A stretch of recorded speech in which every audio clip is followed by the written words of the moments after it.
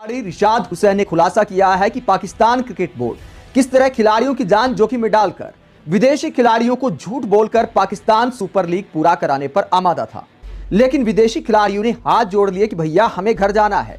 इन हालात में हम पाकिस्तान मिशन ने तो हाथ जोड़ लिए और ये कहा कि भैया मैं तो भविष्य में ऐसे हालात में कभी पाकिस्तान नहीं आऊंगा। यानी विदेशी खिलाड़ी भी बात को समझ गए कि पैसे थोड़े कम मिल जाएं, लेकिन ऐसे मुल्क में आकर खेलने का क्या फायदा है जो एक टूर्नामेंट। तो भारत और पाकिस्तान के बीच में चल रहे टेंशन के चलते हुए अब हमें पाकिस्तान सुपर लीग में फंसे हुए ओवरसीज प्लेयर्स के रिगार्डिंग काफी शॉकिंग अपडेट देखने को मिली है। दरअसल इस शॉकिंग अपडेट हमें बांग्लादेश के इंटरव्यू से पता चली है, जहां पर रिशाद जो कि करेंटली हमें पाकिस्तान में फंसे हुए नजर आ रहे हैं, उन्होंने इस पूरी सिचुएशन के बारे में बताया है। जहां पर उन्होंने बताया कि पीएसएल में खेलने के लिए पहुंचे फॉरेन प्लेयर्स जैसे कि डेविड वार्नर, उनके साथ ही Kane Williamson, Tom Curran, David Wiese जैसे बड़े बड़े प्लेयर्स और उनके साथ ही सैम बिलिंग्स एयरपोर्ट के ऊपर रोने लगे थे। दरअसल जैसे उनकी फ्लाइट टेक ऑफ करने वाली थी वैसे ही भारत के द्वारा इस्लामाबाद के ऊपर हमले किए जा रहे थे और ऐसे में इन सब चीजों से वो इतने ज्यादा फ्रस्ट्रेट हो गए थे कि वो रोने लगे थे। वो अपनी फैमिली को कॉल नहीं कर पा रहे थे और ऐसे में वो पाकिस्तान की अथॉरिटी से बोल रहे थे कि उन्हें कुछ भी करके पाकिस्तान से जल्द बाहर निकाला जाए, भले ही उन्हें उनके घर ना भेजकर यूएई शिफ्ट कर दिया जाए। लेकिन पाकिस्तान की साइड से उन्हें कोई भी सिक्योरिटी नहीं दी जा पा रही थी, जिसकी वजह से वो अपनी फैमिली से बात ना करने के चलते और पैनिक के चलते हुए काफी ज्यादा इमोशनल हो गए थे। इनके हिसाब पूरा कराने के लिए खिलाड़ियों से झूठ बोल रहा है, खिलाड़ियों से बातें छुपा रहा है। दोनों जगह सस्पेंड किया गया, टूर्नामेंट को मान लिया। लेकिन भारत और पाकिस्तान में अंतर इस बात का है, जैसा कि रिशाद हुसैन ने खुलासा किया कि भारत ने खिलाड़ियों से झूठ बोलने की कोशिश नहीं की। मैच बीच में रुकवाया, वहां पर ऐसा नहीं था कि कोई अटैक हुआ था, लेकिन एहतियात बरतते हुए मैच बीच में रुकवाया। उसके बाद खिलाड़ियों की वापसी का इंतजाम किया, चार्टर्ड प्लेन का इंतजाम किया बीसीसीआई ने कि जब तक हालात ठीक नहीं हो जाते तब तक आईपीएल कराने की कोई जरूरत नहीं है। एक प्रोफेशनल तरीके से खिलाड़ियों की सुरक्षा को सर्वोपरि रखते हुए भारत ने बीसीसीआई ने कदम उठाया। लेकिन पाकिस्तान क्रिकेट बोर्ड खिलाड़ियों से झूठ बोलता है, अटैक की बात छुपाता है, मनाता है कि कराची में ही खेल लो, टूर्नामेंट पूरा कर लो। पीसीबी ने मजबूरी में फैसला लिया कि दुबई में कराते हैं और वहां पर भी मंजूरी नहीं मिली। अब तक से साफ नहीं हो पाया है कि पीएसएल कैसे पूरा होगा। दोस्तों, ये पूरा वाकया इस बात को दिखाता है कि पाकिस्तान क्रिकेट बोर्ड कितना अनप्रोफेशनल तरीके से काम करता है। हो सकता है कि भविष्य में बहुत सारे खिलाड़ी अब पीएसएल में आने से बचें। काफी साल तक सुरक्षा की वजह से पाकिस्तान में क्रिकेट वैसे ही बन रहा था, अब भारत से और ज्यादा पंगा पाकिस्तान ने ले लिया है, तो पाकिस्तानी क्रिकेट के लिए अब इससे उबरना बिल्कुल आसान नहीं होने वाला है। क्योंकि बीसीसीआई अपने आप में एक ताकत है और ताकत का इस्तेमाल करना भी चाहिए। जब तमाम खिलाड़ी उधर के जहर उगल रहे भारत के खिलाफ, कुछ खिलाड़ी तो मजाक भी उड़ा रहे थे ऑपरेशन सिंदूर का, ऐसी फूहड़ बातें कर रहे थे जो हम आपको बता भी नहीं सकते होने। कुछ खिलाड़ियों के ऐसे फूहड़ कमेंट तक देखने को मिले जो इस बात को दिखाता है कि जो प्यार मोहब्बत की बातें की जाती है वो सिर्फ दिखावा है। पाकिस्तान के कुछ खिलाड़ी भी अपने अंदर इतना जहर रखते हैं भारत के लिए, वो सब निकलकर सामने आ गया है। आप इस पूरे मसले पर क्या सोचते हैं? जिस तरह पाकिस्तान क्रिकेट बोर्ड ने विदेशी खिलाड़ियों को मनाने की कोशिश की, अटैक की खबरें छुपाई और झूठ बोलकर पाकिस्तान को उसकी औकात दिखाई, पीएसएल पर बड़ी खबर आई, हार गई पीसीबी। जी हां, हार गई पीसीबी, ऐसे जीत गई बीसीसीआई। दुबई स्टेडियम से आधा किलोमीटर भी नहीं है जे शाह का दफ्तर है। रोक के दिखाए, जे शाह का दफ्तर ये बगल में है, रोक के दिखाए पाकिस्तान को कि वो दुबई में पीएसएल लेके जा रहे हैं। नहीं रोक सकता। ये सुन लो भाई, फुरकान भट्टी ने बड़ी बड़ी बातें की, मैं भी फुरकान भट्टी के चक्कर में फंस गया। मैंने भी इसके जो के पीछे खड़े होकर बड़ी बड़ी बातें करना शुरू कर दी। पीएसएल दुबई में जा रहा है, आईपीएल फारिग हो गया, आईपीएल टाटा बाय बाय हो गया, आईपीएल कहां हो गया, कहां होगा।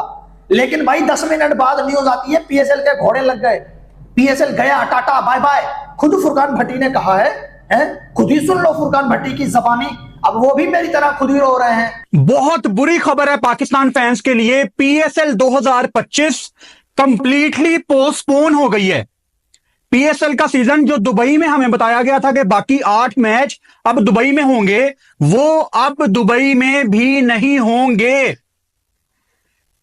डेवलपिंग स्टोरी बार बार चेंज हो रही है। आपको मैंने बताया था कि 8:30 बजे पाकिस्तान टाइम के मुताबिक एक वीडियो लाइनअप है, वो वीडियो मुझे डिलीट करनी पड़ी कि वो कहीं अपलोड ना हो जाए, क्योंकि उसमें टोटल ऑपोजिट बातें मैंने की हुई थी। मैं आपको उन बंदों के नाम बता सकता हूं, ब्रॉडकास्टर्स जो आज रात को पीएसएल के लिए दुबई ट्रैवल कर रहे थे। सब कुछ तय पा गया था। कल रात को 2:30 बजे पाकिस्तान सुपर लीग ने ऑफिशियली हमें इन्फॉर्म किया कि पीएसएल के मैचेस अब दुबई में जा रहे हैं। फिर दोपहर के टाइम, शाम के टाइम तमाम फ्रेंचाइजीज ने, कोई दोपहर को 4 बजे, कोई शाम को 6 बजे, सब ने आज शाम तक लाहौर, कराची, इस्लामाबाद, सब ने अपने सोशल मीडिया अकाउंट्स पे ये अनाउंस किया कि पीएसएल दुबई शिफ्ट हो गई है। 8:30 तक, अभी जब ये मैं वीडियो बना रहा हूं 8:45 का टाइम है, ये 15 मिनट में ऐसा क्या हुआ है कि पीएसएल टोटली पोस्टपोन हो गई है। क्या इंडिया अब आईपीएल दुबई में करवाएगा?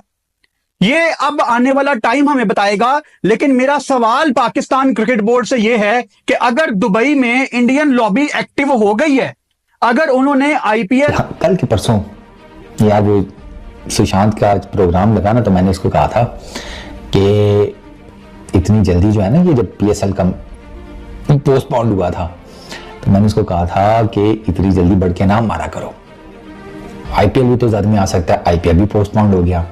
आज हमारे जो तनवीर भाई हैं, वैसे तनवीर भाई यकीन करें सख्त मैश किस्म के आदमी हैं आप, वो जो ट्वीट किया था 10 इमोजीज लगाकर हंसने वाले, 5 फिक्रे सेंटेंस स्टार्ट होने से पहले 5 सेंटेंस एंड होने के ऊपर, मतलब कौन सी अंग्रेजी चल रही है आपकी है? रोमन उर्दू में कोई रूल पड़ गया कि इतने इमोजीज लगाकर फिक्रों के एंड और उसके ऊपर करना है? हमने तो यही अंग्रेजी में पढ़ा था कि कोई भी सेंटेंस हो तो उसका जो पहला वर्ड है वो कैपिटल में होता है, और जहाँ पे सेंटेंस एंड होता है वहां पे फुल स्टॉप होता है। अपने भैंस की आंख, 5 हंसने वाले इमोजीज पहले, 5 बाद में। हाँ, पड़ गया सकून है, करवा ली ना अपनी लीग पोस्टपोन, ठीक है। हाँ, फेयर इनफ है। ये टेंशन की खबर कसम से दिमाग खराब कर देती है। एक अच्छी खबर मिलती है, 10 टेंशन की खबरें मिल जाती हैं। अभी पाकिस्तान सुपर लीग को लेकर एक ऑफिशियल न्यूज आई है और बड़ी दर्दनाक न्यूज है, क्योंकि ये न्यूज नहीं आनी चाहिए थी। ऑन अ सीरियस नोट, हमारा यहाँ पर इज्जत जिसे कहते हैं कि दाव पे लगी हुई थी, एक तरीके से वो मकाम है। और पाकिस्तान की इंडिया के बड़े बड़े जर्नलिस्ट जो है, ये यूं करके बैठते हैं, वो बेचारे रो रहे हैं कि भाई ये हो क्या गया है। मतलब पीएसएल का मैचेस जो है वो, पाकिस्तान सुपर लीग पीएसएल पर गहराया संकट, विदेशी खिलाड़ियों का इनकार और रावलपिंडी स्टेडियम की खस्ता हालत। पाकिस्तान सुपर लीग पीएसएल को इस बार एक बड़े झटके का सामना करना पड़ रहा है, जिससे उसके भविष्य पर सवालिया निशान लग गया है। सूत्रों के अनुसार कई प्रमुख विदेशी खिलाड़ियों ने आगामी सीजन में खेलने से इनकार कर दिया है, जिससे लीग की चमक फीकी पड़ गई है। खिलाड़ियों के इस अप्रत्याशित कदम से न केवल लीग की ब्रांड वैल्यू पर असर पड़ेगा, बल्कि इससे दर्शकों का उत्साह भी कम हो सकता है, जो अंतर्राष्ट्रीय सितारों को देखने के लिए उत्सुक रहते हैं। खिलाड़ियों के इनकार के पीछे सुरक्षा और खराब बुनियादी ढांचे को लेकर चिंताएं प्रमुख कारण बताई जा रही हैं। इस संकट की एक और बड़ी वजह रावलपिंडी स्टेडियम की दयनीय स्थिति है। जहां एक और पीएसएल को भव्य आयोजनों के लिए जाना जाता है, वहीं अब खबरें आ रही हैं कि रावलपिंडी का यह प्रतिष्ठित स्टेडियम खंडहर में तब्दील हो चुका है। आधारभूत संरचना की कमी, रखरखाव में लापरवाही और सुरक्षा संबंधी चिंताओं के कारण इस महत्वपूर्ण स्थल पर मैचों का आयोजन लगभग असंभव हो गया है। स्टेडियम की यह हालत पाकिस्तान में क्रिकेट के बुनियादी ढांचे की खराब स्थिति को उजागर करती है। विदेशी खिलाड़ियों का पीछे हटना और मुख्य वेन्यू में से एक का खराब होना पीएसएल के आयोजकों के लिए एक बड़ी चुनौती बन गया है, जिससे लीग की विश्वसनीयता और भविष्य पर गंभीर सवाल खड़े हो गए हैं।